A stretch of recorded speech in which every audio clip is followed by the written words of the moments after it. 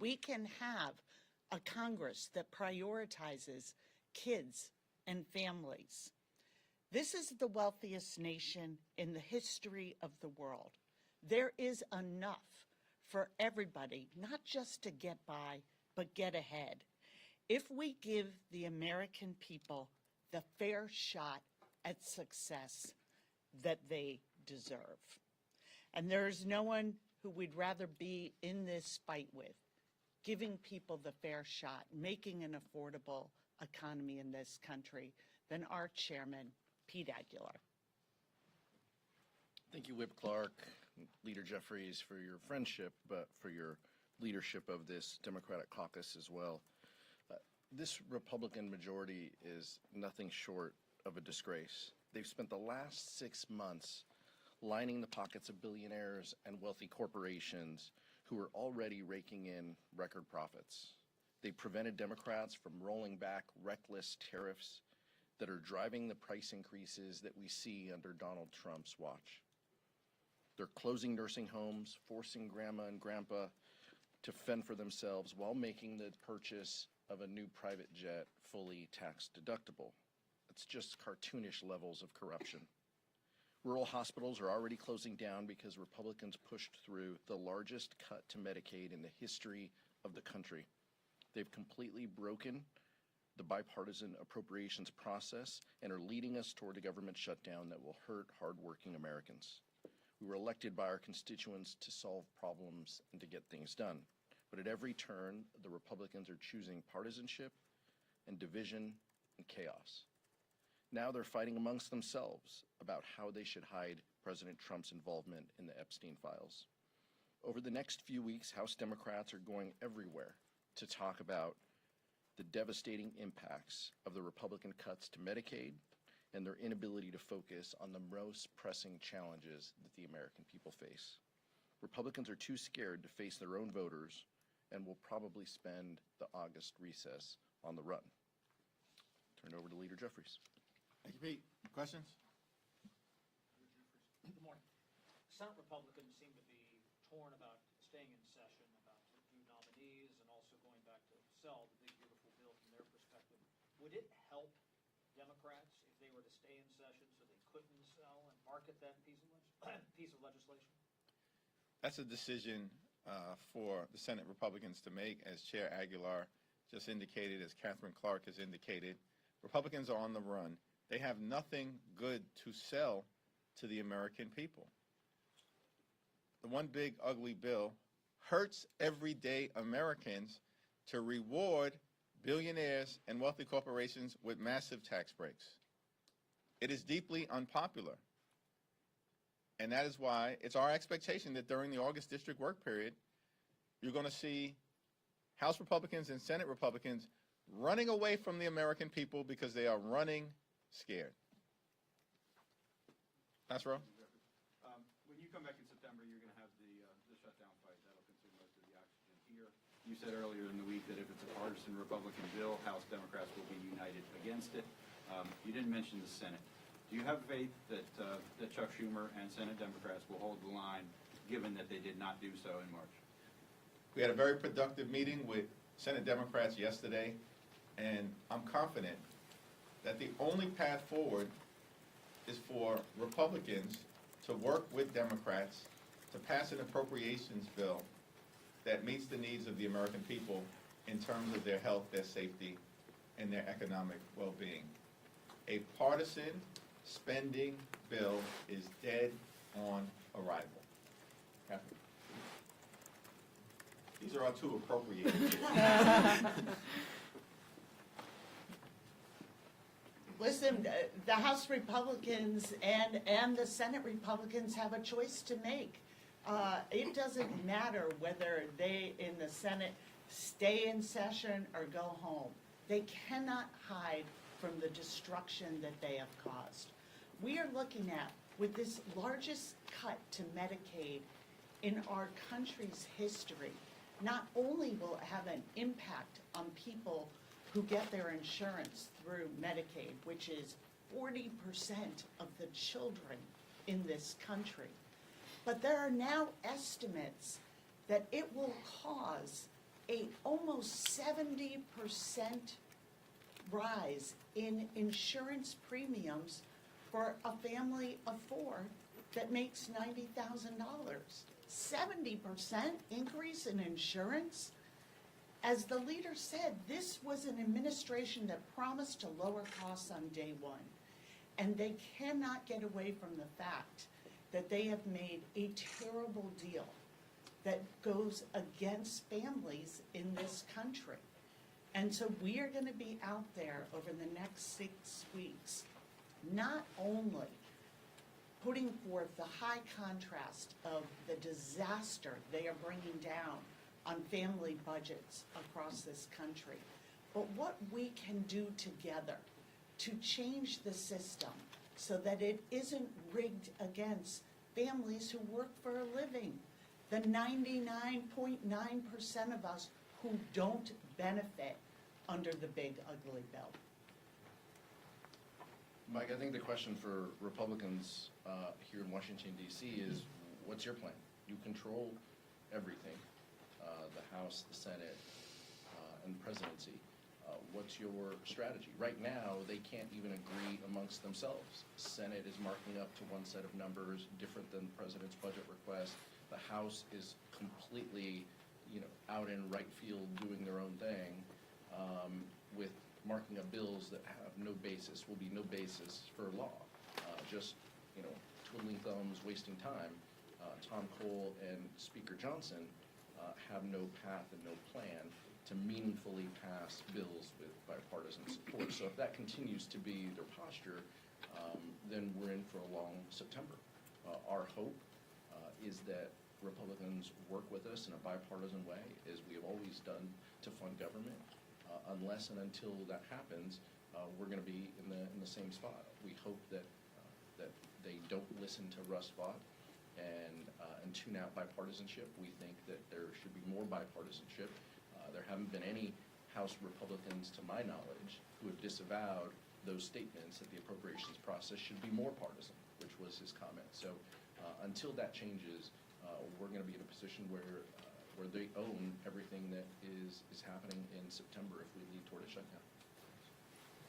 Thank you, Mr. Leader. It's clear that you all will be talking about how unpopular the reconciliation bill is, how bad the provisions are, but do you also think that it's important for you all to present a vision of what a Democratic majority would look like? Are there any policy proposals? Are there any agenda items that you will also pair with the criticism of the bill to offer a contrast to the American people of what it would look like if they gave you all the gavels back? We plan to spend a lot of time talking about our affirmative vision for making life more affordable for the American people, for building an economy that actually works for everyday Americans. We believe in this country that when you work hard and play by the rules, you should be able to live the good life. Good paying job, good housing, good health care, a good education for your children, and a good retirement. That means that Republicans need to keep their hands off of Social Security and Medicare. That's not too much to ask. This is the wealthiest country in the history of the world. That when you work hard and you play by the rules, you can live the good life and experience the American dream. That's our vision for the type of country that we should be fighting hard to bring about. America is too expensive. And we need to make our country more affordable for hard-working American taxpayers. Mr. Leader, what concern do you have that the conversation about Jeffrey Epstein, which has really dominated the Hill for the last 2 weeks, might overtake the messaging that you all are attempting to bring about the effects this bill would have on the American people? I mean, already we saw today, you were all talking about going out and talking to the American public, but at the same time, Congressman Clark made sure to start her remarks with conversation about Jeffrey Epstein. How do you balance that messaging?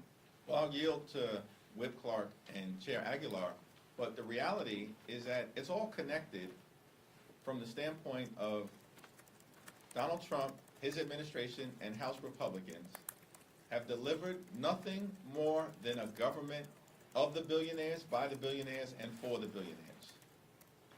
They've passed massive tax breaks for their billionaire donors.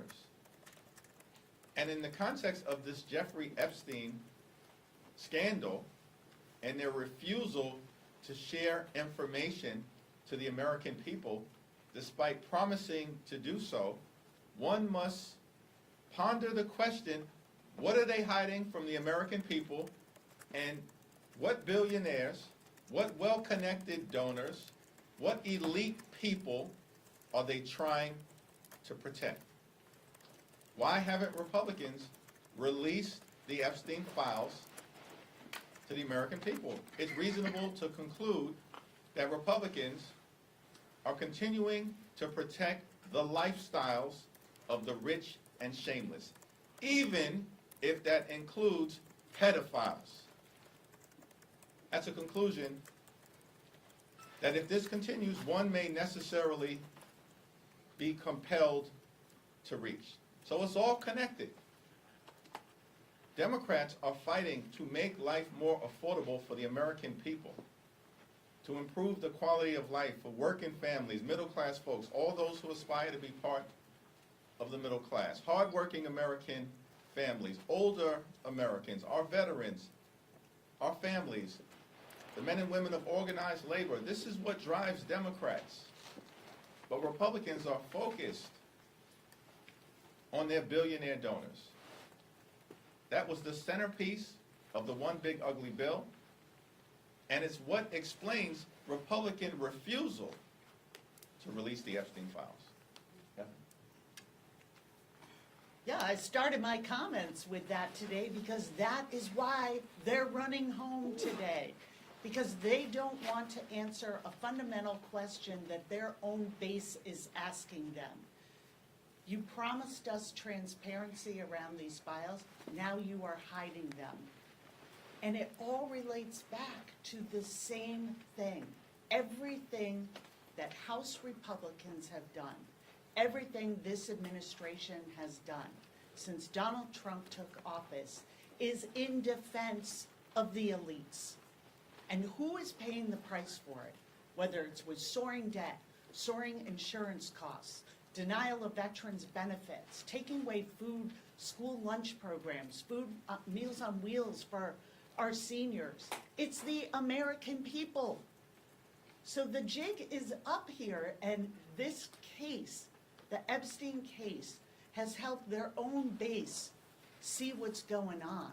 That this is a con job, that they were never the center of the work that they are going to do here. If you don't already have a lot of wealth and power, you are not getting any attention from this Republican Party. And they will sacrifice the working people of this country for the benefit of the billionaire class. They've done it in their big ugly bill, and now they're doing it by running and hiding from their own campaign process, a promise to reveal these files. That's why we are in the situation that we are in today. They are literally running away from the needs of the American people in order to protect the very wealthy. If I can get two things here. One, your reaction to Mike Lawler deciding to stay in Congress as opposed to the governor's race. Does that complicate New York 17? And as I looked back at your 100-day remarks, you promised a blueprint over the next 100 days as to what your agenda is. Is that going to be a single document? Have we seen that yet? What's that look like?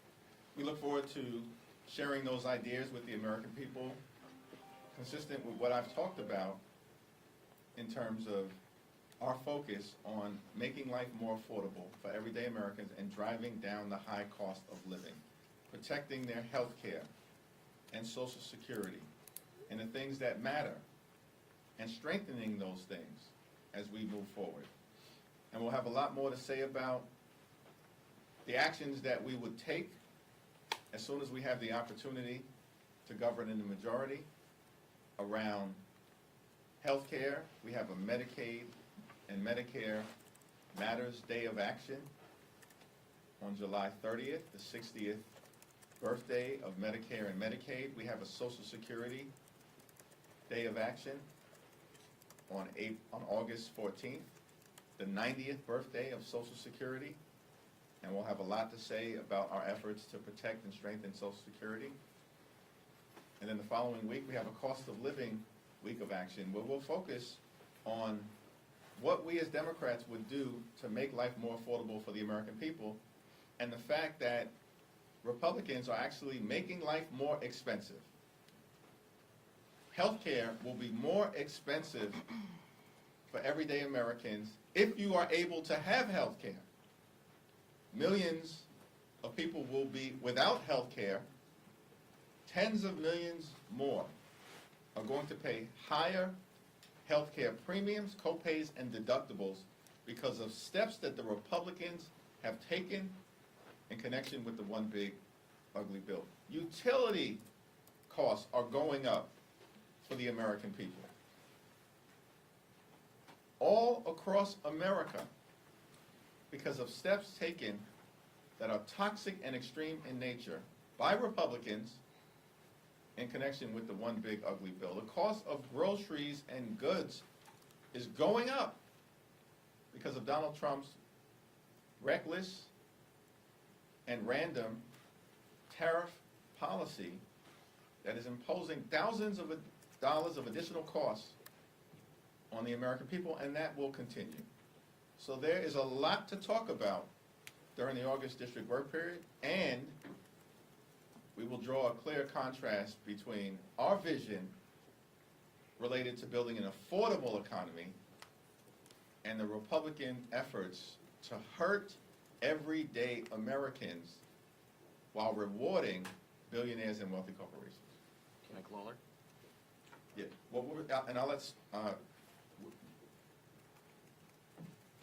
Democrats in New York and California flipped 7 seats in the last cycle. 4 of those were in New York. We plan on flipping the 5th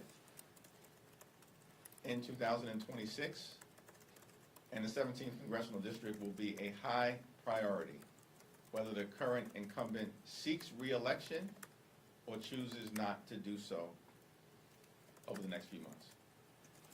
I'll just say real briefly, I can't let the opportunity go. I feel bad for Mike Lawler and Zach Nunn.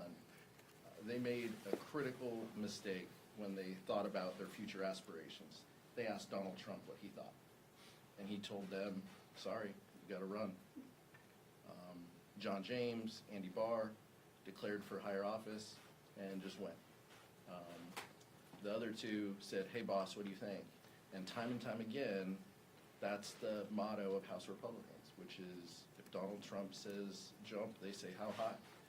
That's the fundamental difference. As the leader mentioned, in New York and California, the last election, we picked up seats. We look forward to playing offense around the country because the American people know exactly who House Republicans are protecting and who they are fighting for. They know that health care is on the ballot. Health care is at stake. The rich and powerful are protected. That's what's going to be the fundamental difference next November. Second row. I want to ask about yesterday's appropriations meeting. Coming out of there, was there any sense that Democrats don't want to set red lines on appropriations yet, like there were in March? We've made very clear that a partisan spending bill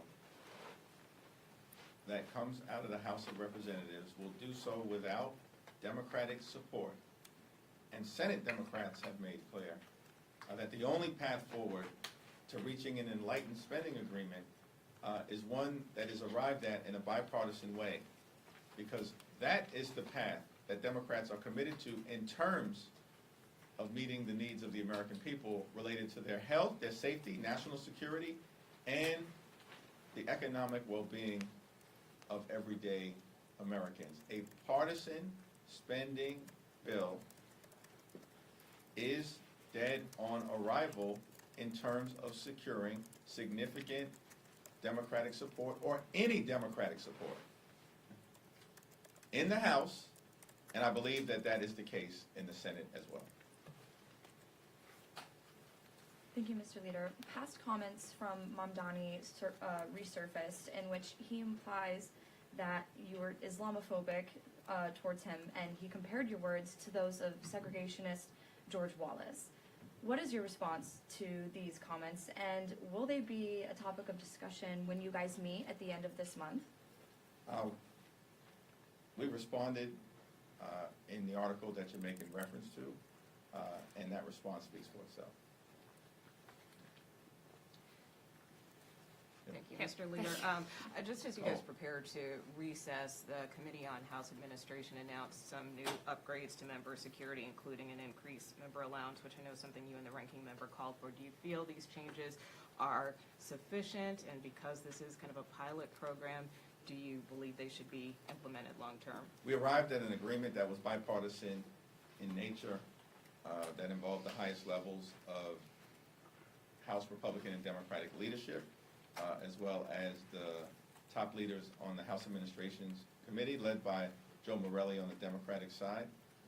That is a substantial step in the right direction, but will be in effect, of course, for the balance of this fiscal year. Conversations are ongoing, in part based on the experiences that members on both sides of the aisle have when they're back home in their districts throughout the August district work period, as to what worked, what helped, and what other areas perhaps are ripe for enhancement. Third row. So I wanted to ask, 6 months into Donald Trump's presidency, a lot of Democratic voters were upset with Democrats because they weren't fighting back enough. You know, at 6 months now, do you think Democrats are fighting back enough, or do you think there's more for you guys to do? We continue to be in a more is more environment. That's more town hall meetings, more speeches, more rallies, more demonstrations, more sit-ins, more press conferences, speeches on the House floor, speeches on the Senate floor, site visits all across the country, steering and policy committee hearings which have been taking place here at the Capitol and across the country. We're going to be in a more is more environment until we can end this national nightmare on behalf of the American people. Go back to this side. Is every member of the Democratic caucus fit mentally and physically to serve another term in Congress? And what role do you see yourself in playing in having conversations with members about retirement or their future here? That's not a discussion that we have had at the moment with individual members who are going to make decisions about their future. And it's my expectation that those decisions will be based on what members conclude is in the best interest of the communities that they have been privileged to represent, as well as themselves, their families, and the values that they hold dear, that we are in the middle of defending on behalf of the American people. What is interesting to me, as Chair Aguilar indicated, is that Republicans clearly are running scared. And notwithstanding the desire of a member in New York or a member in Iowa to seek other office, because they know that their prospects for re-election are grim, given how disastrous things have been as a result of the Trump administration and the failures of House Republicans. They have been ordered by Donald Trump to seek re-election. In other words, Donald Trump has signed their political death sentence. And as has always been the case, they simply choose to bend the knee, even when it's not in the best interest of their own political future. Republicans are running scared. Every single data point illustrates that reality, including the fact that Republicans are trying to gerrymander in the middle of the decade the Texas congressional map to try to undermine the ability for the nation to have free and fair elections. It's all because Republicans are running scared. They have been a complete and total disaster, and the American people will hold them accountable next November. Speaker Johnson today said he was disenchanted with Fed Chair Powell. I wonder what you make of these comments, and are you worried about President Trump setting a precedent if he does fire Fed Chair Powell? To the extent Donald Trump chooses to fire Chairman Powell, who has done a good job on behalf of the American people and functioned independently, which is what the Federal Reserve is designed to do in terms of monetary policy, Donald Trump will continue his efforts, were he to fire Chairman Powell, to crash the American economy. Leader Jeffries, thank you. Fox News is reporting that Tulsi Gabbard declassified a House report that they say shows that the Obama administration knew that there was no evidence that Putin was pressuring or he wanted to help elect Trump during the 2016 election, but pushed out that report anyway. What is your response to this? I want to yield to Catherine and Pete on this, but is this what we're doing? Like, millions of Americans have lost their health care as a result of actions taken by the Trump administration and House Republicans. Children, veterans, and seniors will go hungry as a result of actions taken by House Republicans and the Trump administration. Everyday Americans are being hurt. Republicans have passed this one big ugly bill that will cause everyday Americans to be broke, sick, or hungry. Republicans are on the run. They can't even get their act together as it relates to releasing the Epstein files that every single one of the top leaders of the Trump Justice Department and the Trump FBI and the Vice President and the President himself promised to release. Republicans are on the run. They have done grave damage to the American people. And so when you have nothing to present that's affirmative to the American people, Republicans blame Barack Obama. It's laughable. And a spokesperson for President Obama released a statement that makes that clear. It's pathetic. It is pathetic. We have the head of intelligence just trying to worm her way back into the good graces of the White House. And why it is not just pathetic, but so dangerous and wrong-headed is that the American people are waving their arms and saying, we aren't making it in this country. And everything that the GOP is doing is making it worse. It is stretching family budgets that are already stretched to the breaking point. They don't want to talk about how can we cap the cost of childcare so people can afford to work and find childcare so they can get to their jobs knowing their kids are in a quality program. How come we're not talking about ways to help people put that down payment together for a house, how we can build housing in a way that is productive and creates American jobs and drives down the costs? How come they're not talking about helping our veterans who we know rely on our food programs and rely on the VA?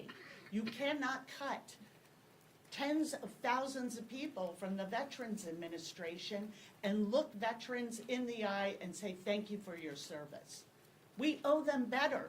And this incessant obsession with getting back in and staying in the good graces of the president has an incredible, dangerous toll for American families. They are the ones that pay the price for these lies and for this fidelity, not to the people of the United States, but to one person, which is Donald Trump. I'm confident that the American people see through this. If a judge rules in a position that Donald Trump disagrees with, they are corrupt. They are terrible. If they rule in a way that he likes, then it is the best decision ever. And his default is blame President Obama, blame Secretary Clinton, blame President Biden. It's been 9.5 years since Barack Obama was in the White House. And as only as a distraction to more Jeffrey Epstein questions does Tulsi Gabbard throw a bone to Donald Trump. That's all this is about.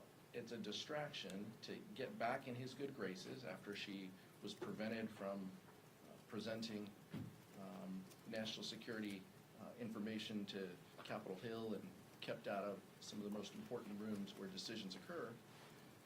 And it's an effort by Donald Trump to distract from the issues of the day, which is what are House Republicans, what are Republicans in Congress doing?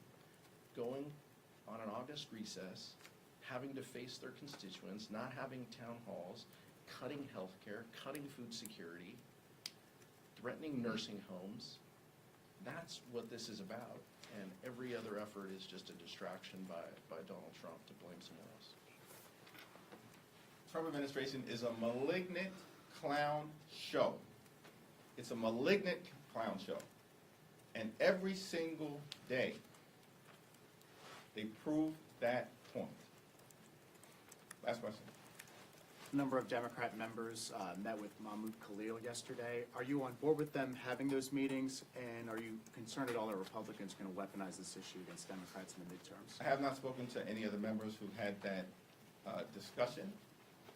With respect to the immigration issue more broadly, we believe that we must continue to secure the border.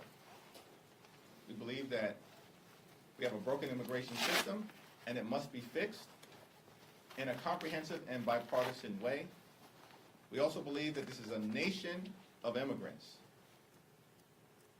And as Democrats, we will continue to defend dreamers, farm workers, and hard-working immigrant families and push back against the aggressive overreach by the Trump administration that has been unleashed on the American people. Thank you.